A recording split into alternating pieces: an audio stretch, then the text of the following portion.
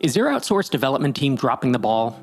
Maybe you've worked with a team that just couldn't grasp your vision and needed constant oversight because they weren't thinking strategically.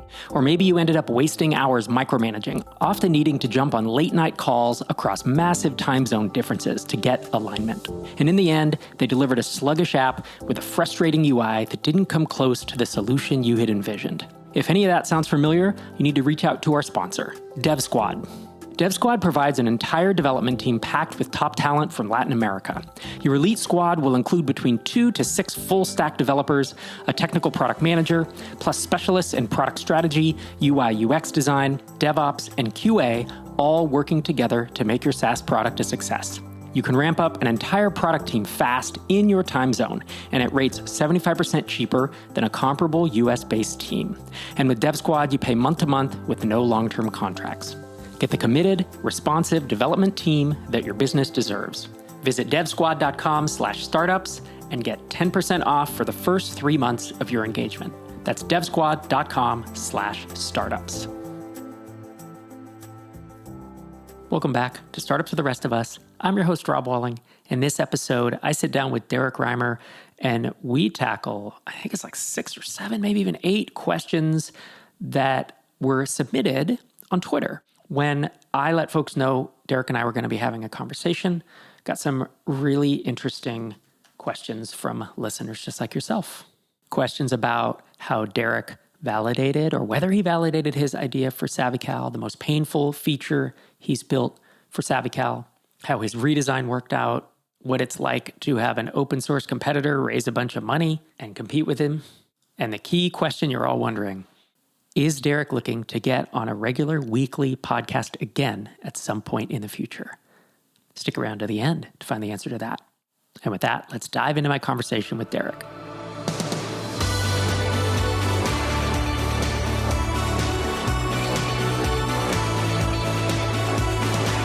Derrick Reimer, it's great to have you back on the show. Always a pleasure to be on the mics with you. Little do people know, you are founder of SavvyCal, and author of the upcoming book, I'm Obsessed with Kerning. That's a good one. The reason few people know that is because you're not working on the book, but you are in fact obsessed with kerning. I had never heard the word kerning before I met you. Really? Yeah. I've always had a thing for fonts. I don't know why. That was like one of my childhood obsessions with my computer was like exploring the world of fonts. Maybe in another life I could be a font designer. Yeah. Oh, I could see it. In this life. Yeah. Dude. Yeah. After you exit SavvyCal for $50 million, you're just on the beach designing fonts. I feel like you might have been called a nerd when you were younger, huh? Maybe a few times. Yeah. A few times? When you were obsessing about fonts? That's great. Fonts, accounting software. Oh, yeah. Doing things in Photoshop that may or may not have a statute of limitations on them, meaning trying to replicate currency. Yep. There was that. We won't talk about that. It was a hypothetical. So I was going to have you on the show, and I had 3 or 4 topics I thought we could cover. And I was like, I might want 1 or 2 more. So I go to Twitter. I mentioned that you're coming on the show, and just inundated in the best way with really good questions, topics, suggestions from a swath of people. So that's what we're going to do. We booted all my topics. Those will go into some other, I don't know, maybe I'll talk about them in the future, or maybe we'll do them next time or whatever. But I want to dive right in. It won't be a lightning round per se, but we probably do have, 8, 10, 12 things, not necessarily topics, questions to dive through. So our first one is from KP on Twitter. And we just met KP at MicroConf in Atlanta. He is the host of the Build in Public podcast. And his question for you is, what's the most painful feature that you've built for SavvyCal? Pain as in which took longer and felt harder than you imagined? I think we actually just built this feature, and it launched this past month, called Group Scheduling Mode. So this is a feature that allows you to basically specify a link that allows multiple people to book the same time slot. So think of like a webinar or a group coaching call. And it seems simple on the surface because it's just a setting, like what's the maximum number of people you want to allow to book this?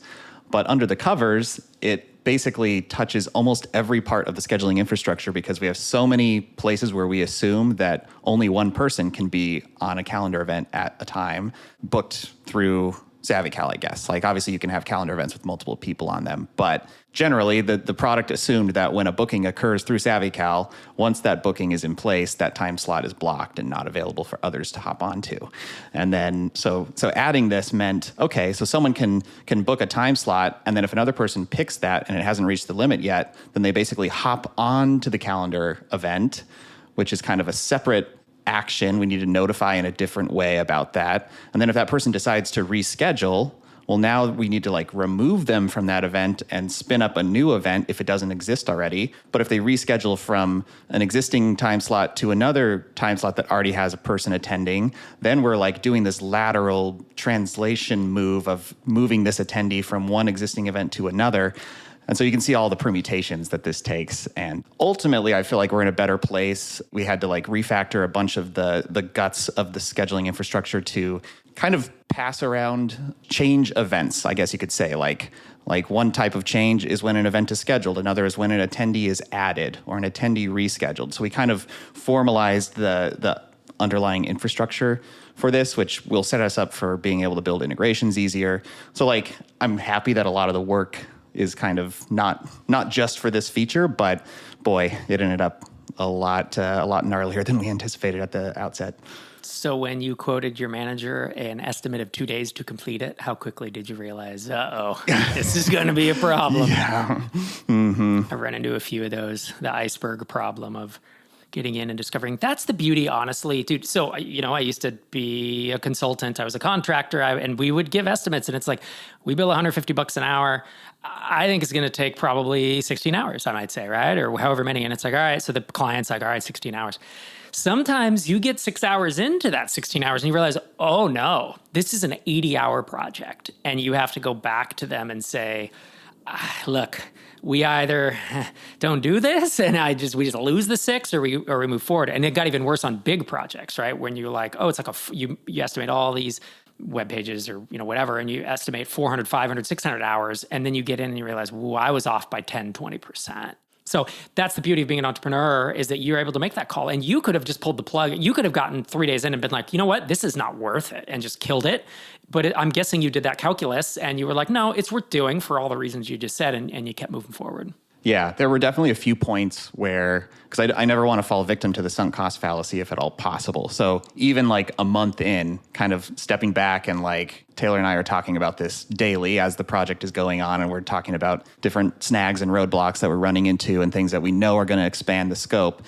And we would kind of regularly check in, like, is this still worth it? Do we still want to do this? And I think it was only because we could see the follow-on benefits in the way that it makes the infrastructure better, not just for this feature, that kept us going, because, otherwise may have just pulled the plug and said, like, sorry, you can't do that kind of thing with SavvyCal, which are, sometimes you have to make those kinds of hard calls. But in this case, this one's been requested basically from day one, and we have a huge long list of people who wanted it. So it was kind of like, yeah, if at all possible, we should probably add this. Are there any other calendaring apps, scheduling links that do that? Because it seems like that would be not for mere mortals, Yeah, I was actually kind of surprised. Calendly does it, and it's implemented similarly, I think. And we, in as part of our research on like what might users be expecting, I mean, we took a hard look at how Calendly's handling some of these changes, and like what happens when the last person on a group event reschedules. Does the event just disappear? And so we kind of learned about and saw that all the edge cases they had to think through, we kind of teased them out in our testing, and we're able to get a good sense for okay, I think they had to solve a lot of these hard problems too. Like, we're not just overcomplicating this thing. But yeah, as far as the others, I'm not sure. I think, yeah, definitely anyone else who has it has had to go through a lot of pain. So thanks for that question, KP. Next question comes from Mark Gadala Maria. And he asks, at what point would you think it's time to give up on a SaaS idea and move on? You and I have both each killed SaaS ideas. We've started things that we didn't see through. We've started things that we did see through. So why don't you weigh in first with your criteria of when it is you throw in the towel? Yeah, it's a hard question because it's so dependent on so many factors, right? And part of it is like, how much energy do you have for something to keep kind of working on it? Like, are you a Matt Wensing type where you're kind of relentless and you keep pivoting and working off the same core, but trying to find the right market? I have a lot of respect for entrepreneurs who have the grit to do that and the resources and the capability and all that. But these days, like, I try to think about the reasons why I would bail on an idea. So like, if there's not enough demand, or people just don't seem to be problem aware, or if I find like there's not really willingness to pay, or maybe there's some huge platform risk things or external factors like that, or like I can't seem to find viable distribution channels. These are all reasons that would cause me to really pause and reevaluate. So I kind of think then in reverse, like, how can I get confidence that these things aren't true as early as possible? And so generally, like, if the answer is I don't know, then I would try to like think through how to get an answer to those. And you're not going to know with 100% certainty in most cases. You can't talk to the entire market unless you have a market of 3 people or something. But try to like gain some degree of confidence on knowing that there actually is demand and that people are aware of the problem and they're searching for it and they are willing to pay and all those things. Right. And what you're saying is that could be summarized as like validation. You could say, oh, that we bucket that all into validation. I hear some people say, oh yeah, validation doesn't work, or oh, validation doesn't work the way it used to, or I don't believe in validation or whatever. It's like, it does exist. It's a thing. It's not 100%. But what you're saying is it's learning, it's research, it's conversations. It's like if I came up with a brand new idea and I told it to you and 5 other people, I would at least get some feedback, positive or negative. And then I would want to dig in. And as you said, look at search query volume. There's a bunch of stuff. We don't have to go into what validation is, but I still today believe there's no formula for validation. There's no like, oh, do this and then you're 20%. And then if you get 10 yeses, then you're 50. It's like, there's no exact number, but there's this directional correctness and this founder gut. It's incomplete information. And that's, you have to make a hard decision is, do I keep going? But I'm totally on board with that. Yeah. With Level, which I think a lot of folks probably have heard me talk about this, wrote a blog post about it back in 2018 when I shut down that startup attempt. And that one I found, like, contrary to what I expected, or I just didn't anticipate this, that the people who were most excited about it and were giving me all the positive signals were sort of downstream users of the product, and they weren't the actual like people responsible for buying it. So like a lot of, makers in an organization really disliked Slack and wanted something that was calmer, but the people who were charged with buying it were more in the manager tier of the company, and they loved it. They loved the ability to ping an engineer anytime and get an answer quickly. So they just there was a disconnect on recognizing the actual core problem that I was trying to solve, and it was going to require more of a cultural shift for a lot of the people that I thought would be good customers, for their organizations to actually buy into the premise. Was a whole different animal, and to me, it just deemed too difficult, too risky. And I've since watched others try to run a similar playbook and grow really, really slowly because there's just so much headwind there. So that was just kind of one anecdote from my experience. Yeah, and look, it could be a matter of if you'd raised $500,000 and spent years more working on it, maybe eventually it would work. You have to make the calculus at some point. You don't know. The timing, I think, of Slack being unseated is probably coming. I think like more and more people I'm hearing really don't like it. I don't know if that's still a real thing, though. Like if you built Level today, would you get any more traction? I don't know. You got to make the decision and move on. I say a lot that funded companies go out of business or fail when they run out of money, and bootstrap companies fail when the founder runs out of motivation. And so that's usually how I think about it, is when it's kind of, to summarize it in like colloquially, it's like when I run out of ideas, when I have no more ideas or no motivation to keep going. And it's when I say I mean, I would come to you, I would go to Ruben, I would go to Einar, I'd go to like all Craig Hewitt, I'd go to all the smart people I know if today I was trying to grow something and it wasn't growing. And I'd say, here's the situation. What's your thinking? What should I try? Someone might be like, oh, you know what? I saw this other product do this thing. And if you had an API layer, whatever, there might be ideas. And as long as there were ideas on the table that I thought were viable, much like back in the days of Drip, where it's like, we're not growing, man, we are plateaued. But like ideas kept coming in of like, ooh, you could build automations. Oh, you could build a shopping cart. You could build affiliate management. There's all these ideas. And we just had to figure out like, which one or ones do you pick? So I think that's probably my thing. Now, the hard part is if you're young or you're new to all of this, you don't have many ideas. And so do you just quit? Do you just launch and then quit because you have no ideas? No, I think you get better at coming up with ideas. You learn from folks that are ahead of you. You learn from this podcast and the guests on this podcast like yourself. And you read the books in our space. There's a lot of them.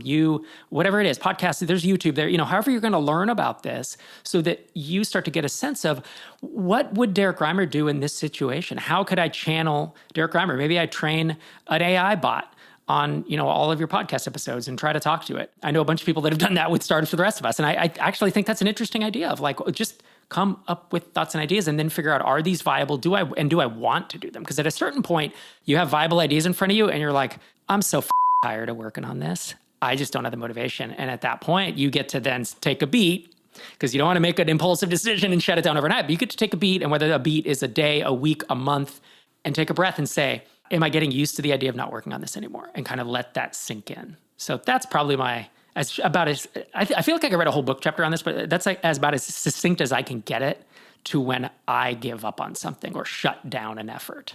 Yeah. I'm seeing more and more people kind of pulling the line of like, nobody really knows what they're doing. This is all kind of luck anyways. So you just launch a bunch of stuff, right? And it's like... Kills me. Absolutely. Yeah. And I guess like that is a way you could do it. So you could start something and then not really pursue a bunch of ideas on how to actually grow it, and then just kind of let it sit and wait and see if something hits kind of randomly. But I think the whole the roulette approach, the lottery ticket approach to building a bootstrap startup, right? And I think there always is a certain amount of like timing and luck that has to get woven in as you're like systematically trying to get traction for something. Like, we're not 100% responsible for all of our traction. There's always going to be a little bit of the timing. And honestly, like, hopefully it correlates with you identifying a problem that maybe the market needs. So you kind of intuited that there was an opportunity here, which increases your odds of getting lucky, I guess, with the timing. But yeah, I would say like, for me, I've always been of the mind that like, if I'm going to work on something, I want to really focus on it and give it the best shot at succeeding. And if that's not happening, I think it's really hard to set a SaaS on the side and just wait for it to take off. Like, because SaaSes are not really, you can't autopilot a SaaS. I haven't really seen it happen with much success. So like, for me, it just is not worth the effort of trying to keep something running kind of on the back burner, but not really investing effort into it. So if I was up against that, like, do I put this on the side and wait for it to magically start growing, or do I just throw my effort behind something else? I would be more apt to just throw my effort behind something else. Yeah, I think that's a good summary of it. This is always hard, especially when it's a gut feel and it's kind of have to ask yourself questions, and it's different for different people. But I think knowing yourself is another part of it, of like, do I give up on things too early? Do I not push on them? Then I should probably stick with this for longer. But am I the person that stays with the same idea for 6 years when it still has 4 customers? Well, then you should probably not do that again. There's also that kind of personality factor. So appreciate the question. Next question comes from Kartik Manjunath.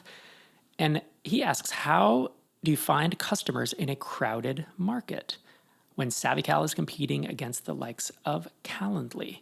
And that's not only a crowded market, but it's like there is a 900-pound gorilla as well. Not all crowded markets have a 900-pound gorilla, and not all 900-pound gorilla markets are crowded. Sometimes there's one big player and there aren't much competition, but you are in one of those spaces that has both. So how does one get customers, Mr. Reimer? Yeah, as I was thinking about this question, I was trying to figure out if it's really much different in a quote unquote crowded market than a not crowded market. Because fundamentally it's the same. You got to show up in front of prospects who have some purchase intent, some demand, and then you have to present them with positioning and a message that resonates with what they care about, right? So, when I think about how SavvyCal, how we position ourselves against Calendly, obviously it would be very tough to just like copy their H1 and lead with the exact same messaging. That's a recipe for failure right there. So I think it's like figuring out how to really authentically identify some traits or some qualities about what you're offering that is meaningfully different. And then I think it's a lot of blocking and tackling on like trying to, run the playbooks so that you do show up in the places where people are looking for things. So that's like trying to get listed in the listicles, where like if someone searches scheduling software and they see a bunch of articles that are showing, a top 10 lists, like Can you get in those articles? Can you get in the Zapier blog when they're talking about automating scheduling? Can you there's a bunch of these things that take time and effort and varying degrees of success, but like basically trying to get in the conversation as much as possible is kind of how I think about it. And I think for SavvyCal too, there are some things that are to our advantage, like the inherent virality of the product is a helpful dynamic for SavvyCal, and it's not necessarily there for other products. So every time someone uses it, they're exposing our brand to the person on the other side, which I think is a pretty big lever. It's admittedly pretty difficult for us to measure because I think like a lot of times there's kind of initial touch and then maybe they book multiple times and it gets them thinking. And then whenever they're ready to purchase a scheduling tool, now SavvyCal is sort of in their mind because they've already been on the other side of it. So it's kind of hard to track like through the whole chain of touch points to attribute to virality. But I definitely know in kind of, qualitatively asking customers when they sign up, how did you hear about us? A lot of people talk about, I used such and such as link. So there's things like that just help drive that exposure. But yeah, I mean, crowded markets, it is tough. Like if I search scheduling software in Google, I mean, there's hundreds and hundreds and hundreds of tools. So like you can't just rely on those head keywords and trying to rank for them. You got to get a little craftier, I guess. Yeah, when I think about it super simply, if someone were to say one sentence, how do you do it? Because it's way more than a sentence, right? But like one sentence, I piggyback on what you said, which is you have to figure out how to be differentiated, and or you want to find what I'll call proprietary or owned traffic channels. I can't figure out the exact word for this, but I think of Ruben with Signwell, where dude is really good at SEO, like to an extreme. And if you enter any space and you can rank for those head terms, you can get a lot of traffic. And Ruben also differentiated Signwell. Like he has features that all his competitors don't, right? One or the other, though, can get you customers. You could actually have kind of a clone of the big player. If you had massive, let's say you got 50,000, 100,000 uniques a month and you were top 3 in Google, you would grow. Not as fast as if you were also differentiated. That's why I said and or. I'd try to do both, but you can't always do both. And to quote from page 51 of the SaaS Playbook, how can I compete in a competitive market?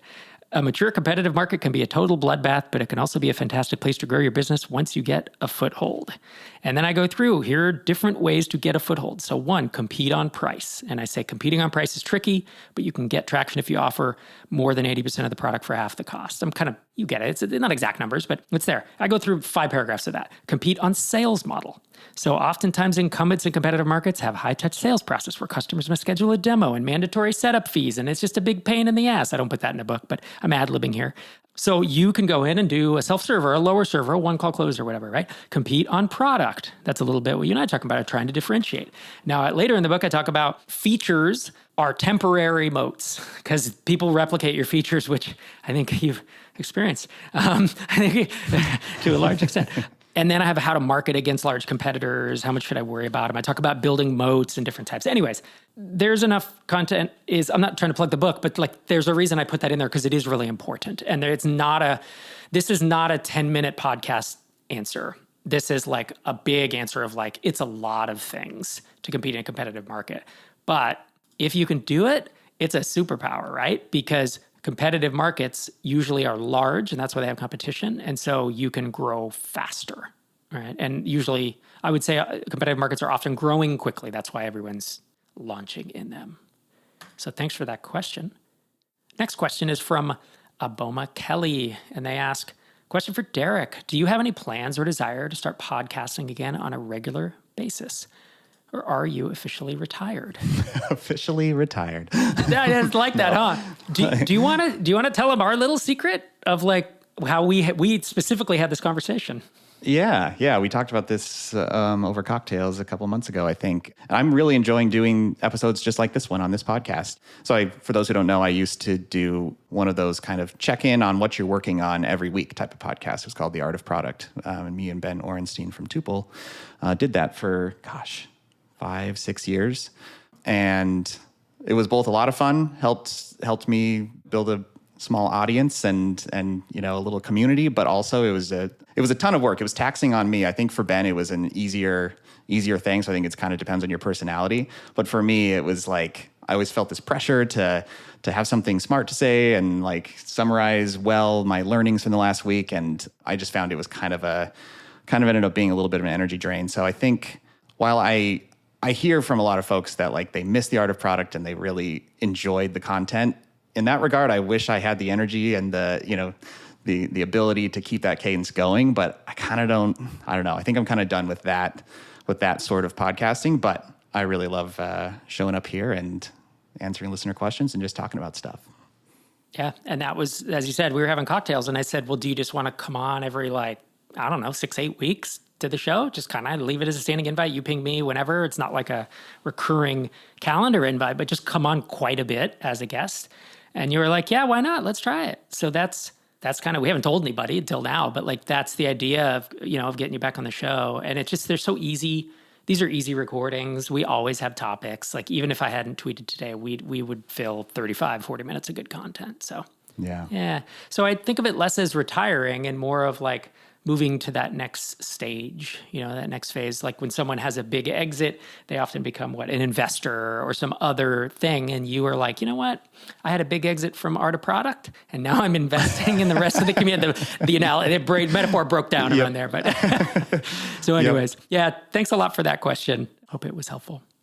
Tiny C Zone Einar Volset asks, how did it feel to get an open source competitor entering the market with $40 million in funding and that would have developers work for free to rip off every innovative feature that you added?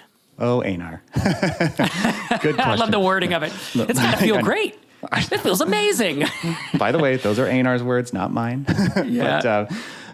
But honestly, on this topic, I guess in general, I would say like these kinds of things, like having competitors that are, quite active in the market and obviously looking around at the stuff that other people are building and that includes us as a participant in the market, it really does help you to more quickly understand what your actual differentiators are, right? And I think you point this out in the SaaS playbook about how like features are not moats. Like you can't, because there's not really intellectual property protection in that way for what we're doing in the software space. Like anyone can look at an interface and say, I like that. Let's build that. And then, there's no recourse. There's nothing like proprietary, so to speak, in that. So I think when you're seeing some of your key interfaces showing up in other places, like it's disheartening at first, but also like it just makes you realize like ultimately I can make my business stronger by not trying to rely so much on things that are ultimately not defensible. And so I think that's what we've been, with this latest brand refresh that we did, we're trying to really sharpen our positioning a bit to really speak to, why the people who come across us in the market as they're searching around for tools, like why do they choose us? Why do they like SavvyCal? And we had a lot of conversations with people about this and kind of mined through different survey data that we've run over the years and just sort of workshopped it a bit and tried to get a sense for this. And I think it's like people like SavvyCal because we're small and nimble, because they trust us to listen to customers. We kind of started out in response to Calendly not really changing much over the years. And there were many, many forums where people were asking for stuff and they just sort of felt like they weren't being listened to. And so we sort of showed up as like, hey, we're a scrappy upstart looking to like talk to customers and figure out how to build the best tool possible. We're going to sweat the details. And so these are all things that we're trying to call out. And like, I think, a company that's riding on a huge batch of venture capital and trying to grow as quickly as possible probably doesn't care about the same details. And so I think we can kind of call out some of that stuff. It's a little fuzzier than saying like we have this feature and they don't have this feature, but ultimately features are all kind of, I don't know. Yeah, it's not super defensible. So I guess that's how we think about it. And ultimately I think it does help us be a stronger company. All right. We have 4 more questions to get through. 2 are from Greg Dineo. And his first question is, how is Derrick's redesign working out? The SavvyCal redesign. So for folks who don't know, you redesigned the homepage inside the app as well. It's a pretty significant one, right? Yeah, not much in the app, although we did release, at the same time, released a refreshed link editor, kind of the core. That's what it was. The core editing interface in the app with a bunch of UX improvements. And yeah, kind of a refreshed marketing site, refreshed logo. It's been really well received. Did you change your H1 as well? Yep, H1 changed a bit. He's changed some copy. Yeah. Yeah, Okay. most of the copy on the homepage is different. Added a features page, so we kind of one place to kind of summarize key features, and then we're kind of gradually porting over the other pages to match the design aesthetic. But yeah, it's been really well received. I mean, people have kind of recognized the effort that we put into it to try to. We didn't want it to feel like your typical startup, safe corporate startup, blue and white landing page. We wanted it to feel organic and kind of, we wanted the design to communicate similar values that we were saying in our words. And I feel like we nailed it. And I think, it's been well received. We've had our best sales month this last month that we've had in a long time. So, yeah. Do you attribute that at least partially to the new look? I mean, I think we made a lot of noise when launching the brand refresh and sent some emails to the list. So it's hard to say that it's attributable directly to the refresh design, but it was nice to have an excuse to go out and ship a bunch of stuff. We shipped that group scheduling feature and the refreshed link editor and the brand refresh. So hoping that that's just another indicator that there's energy and momentum behind the company, which I think helps with marketing effort. Neat. And I mean, even the homepage. So I don't see the homepage because when I go to SavvyCal.com, I'm logged in. So I never, I know I can log out. Oh yeah, you can go to /home. Yeah. Oh, and I went incognito to look at it now. But just as a rule, when I go to SavvyCal, I never see the homepage because it has me logged in. But I did see you announce it on Twitter, and then I checked it out. And I mean, the green, the fonts, the kerning, all the things that you care the most about. I mean, it looks great. Like, it looks really, really solid. So yeah, I think you should be happy with it. And Greg's other question is, was there ever a consideration for launching SavvyCal as a vertical SaaS? And I will actually add to this, launching or narrowing focus, at any time. He says, for example, a calendar scheduling link for salespeople, for lawyers, for insert any customer segment that you enjoy working with.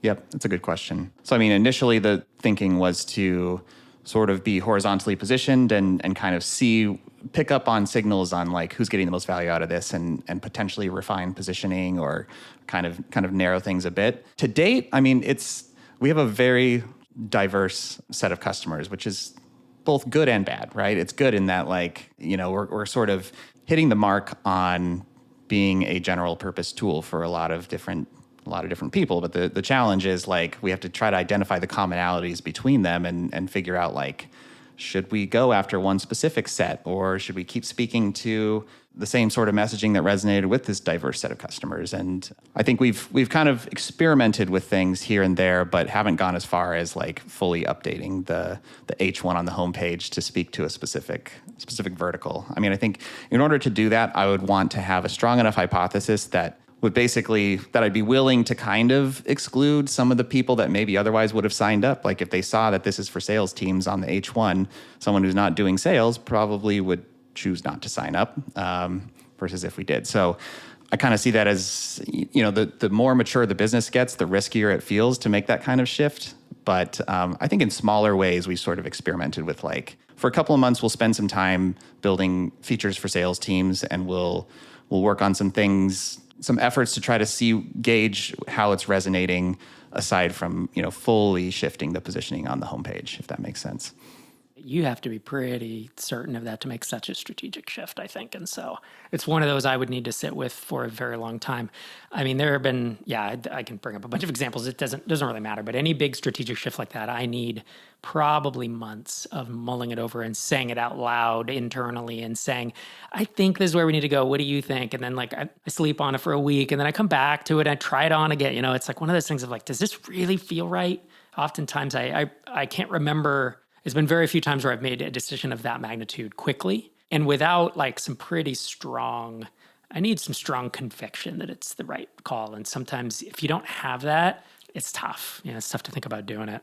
The hypothesis around that niche down needs to be as strong or stronger than the one that's currently working for the business. It has to overcome that, I think, for me. Yep. And I think also has to be a bit of excitement, your internal excitement of oh, I'm really excited to work on this and I really want to dive deep into this. So thanks for those questions, Greg. Last two questions from Chris Livdahl.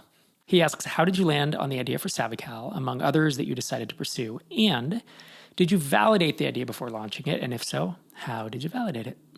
So I made a couple couple of bullet points here on what trying to capture what my initial thinking was. Because it's funny how it does shift over time, but I kind of could think back to like, what was I thinking back in 2020 when I was just starting to pursue this? And so the thinking was, Calendly doesn't seem to be innovating much these days. They've been kind of the household name, so to speak, for this type of product, but the product hasn't really shifted that much, and it doesn't seem like they're really listening to customers that closely.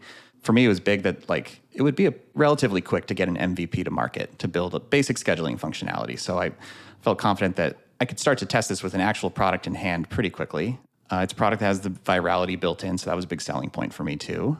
A lot of my existing audience uses scheduling tools, and I think about this as like, this is like kindling for the fire, right? Like I can't rely on personal audience to like sustain the entire business, but it's enough to get maybe a kernel of customers that are like really excited about it and willing to start using it and spreading the SavvyCal name and talking about it to their friends and sort of helping get the wheels moving on this thing. So that was an important thing for me since I had a small existing audience. I wanted to leverage that. And then there was kind of this hook that I picked up on. It was the power dynamic issue. So people I feel like every other week there was a Twitter thread where someone was opining that Calendly is rude and it's not good professional form to send a Calendly link to somebody because of the power dynamic issues. You're forcing me to do work to get on your calendar, sort of thing. And it was an interesting, like it's both a people problem and I think a technology problem. Like I think the tech can help it feel a bit more collaborative so it doesn't feel as off-putting to receive, but it's also like, are you exhibiting good etiquette? But this was enough of a hook where it's like, well, what if we could build a tool that doesn't feel so awkward, that feels more collaborative, feels more personal. And that sort of was the initial hook. So I think we wrote a little manifesto talking about the power dynamic and how we're going to fix it. And we're going to, we had this visual booking interface and personalization and a bunch of other little details that were going to make this better. And put that on a landing page and started to gather email addresses and have, conversations with potential customers and gauge interest. And I think that was kind of the extent of the validation. And then I got down to work building an MVP, and within a couple of months, was able to start testing it out with real users.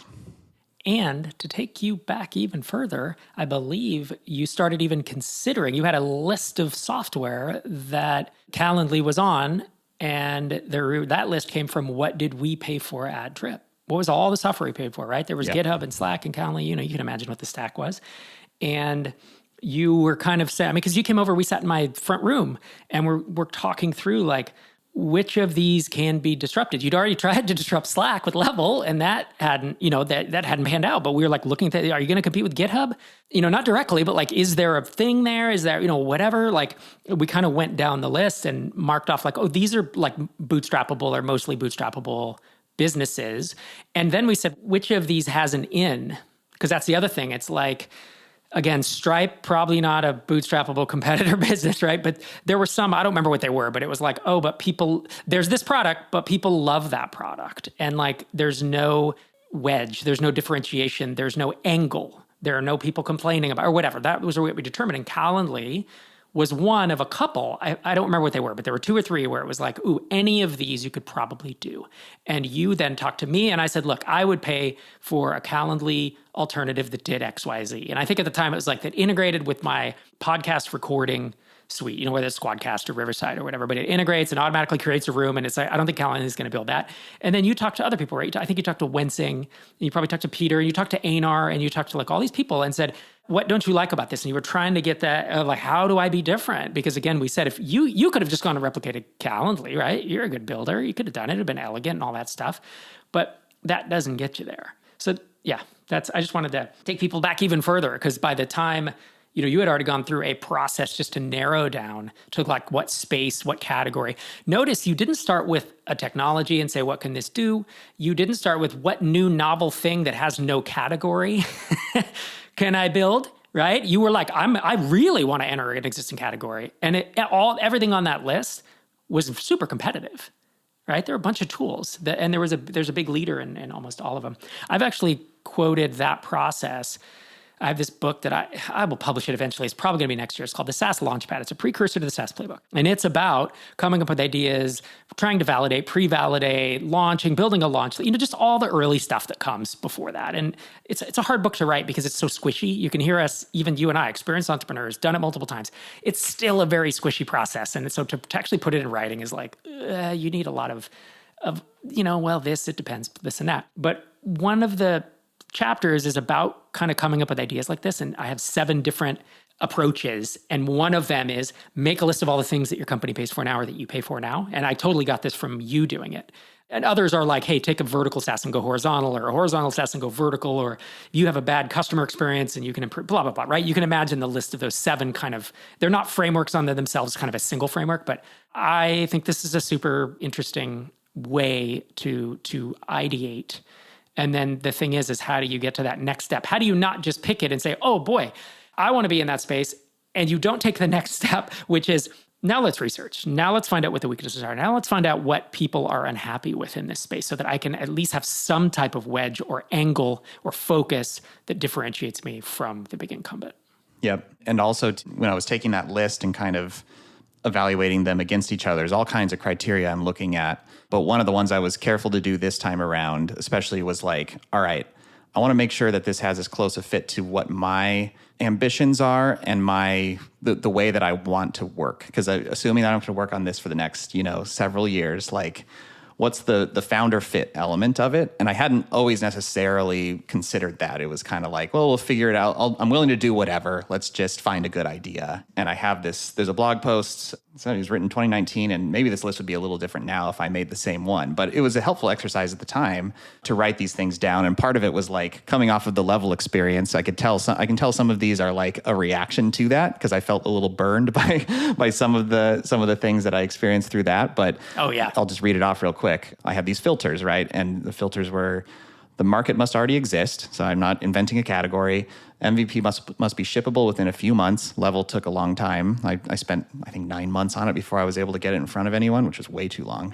I way over engineered it. The product should not be mission critical. Like, it should be important, obviously high value, but not like something where if we have 5 minutes of downtime, we've severely impacted someone's business, like processing high volume e-commerce payments or something like that.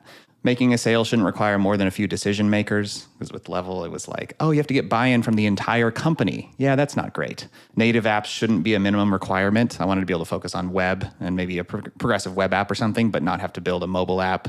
And I think this is kind of another Level thing too. Like people wanted to be able to access messages across all platforms with native apps. And it's like, okay, well, that adds a whole ton of development time to get something minimally viable. And then lastly, the market should overlap with my existing audience, because I wanted to be able to leverage as much of my kind of unfair advantages or whatever that I had. So I wanted to use my audience as kindling and not just go into a completely foreign space where no one knows me. And those were my filters. Derrick Reimer, dropping knowledge bombs as always. It's great to have you back on the show. Great to be back. Folks want to keep up with you on Twitter. You are Derrick Reimer. And of course, if they want to use the best scheduling link on the internet, SavvyCal.com. That's it. Thanks again to Derrick for coming on the show. Thank you for listening this week and every week. If you're not following me on Twitter or X, however you refer to it, I am at Rob Walling. Let's connect. This is Rob Walling signing off from episode 718.